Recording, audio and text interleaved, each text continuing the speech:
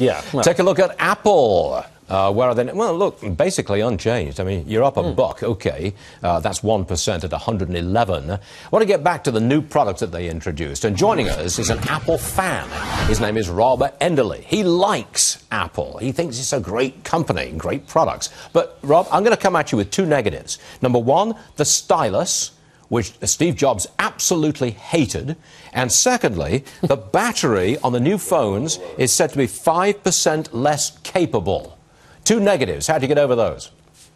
Well, with regard to the battery first, I don't think users are going to care a heck of a lot about that as long as the phone is attractive and does what they want it to do. Remember, the S series of any Apple product is the one where they try to fix all the problems with the initial series. So the big things with this phone is better screen, better camera, and it's not going to bend into a U if you put it into your back pocket, which is probably a big change. Okay. With regard to the iPad Pro, I remember they did a partnership with Cisco and IBM to move some kind of enterprise product through their channels. This is that product. They had to have something that would do forms.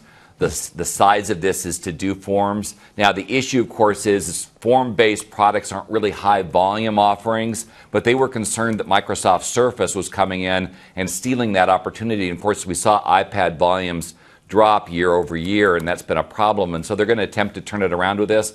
I'm not convinced it's going to work, primarily because, as I say, the form-based products, they do sell well in their segments, but not at the volumes that we're used to seeing with iPads. And so it may offset a bit the declines, but it shouldn't offset it fully. Okay, what I'm looking at, when I saw that presentation, I thought, here's Tim Cook lining up a terrific Christmas selling season. Because we're all going to run out and get the new 6S. I mean, I can see that coming a mile off. The Apple TV, that looks like a pretty good deal. And this bigger iPad, I can see how that would be attractive.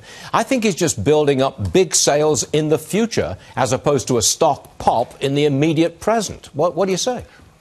Well, it may work that way with the iPhone and the Apple TV. As I say, the large iPad is really positioned against a business opportunity, and that opportunity isn't cyclical based on Christmas. So unless they wrap some other stuff around it, for instance, it would be a great product for folks that want to create art, much better because the stylus is much more accurate. If they do something like that, they could probably create some buzz on it for Christmas. But right now, it's got too much of a business focus. And, of course, they're going to have to resolve the conflict between the MacBook Air and this large iPad. They both hit that same kind of demographic, Rob, where they want something light they can work on. I thought you were an Apple fan. You sound a little disappointed yesterday. You got 30 seconds.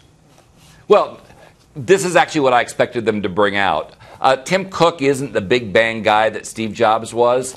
He did what he had to do. That's pretty much what he accomplished. But Apple lives on a lot of hype, and we're really seeing the new Apple, which doesn't have that hype. And trust me, calling me an Apple fan, a lot of people probably croaked as they watched this particular program. That has not been my reputation. Okay. Well, thanks. Honesty in the last sentence you utter. That's very good. Rob Enderle, thank you very much indeed. Come back again. We want to hear more about Apple from you in particular. Thanks, Rob. I'll look forward to it. Welcome.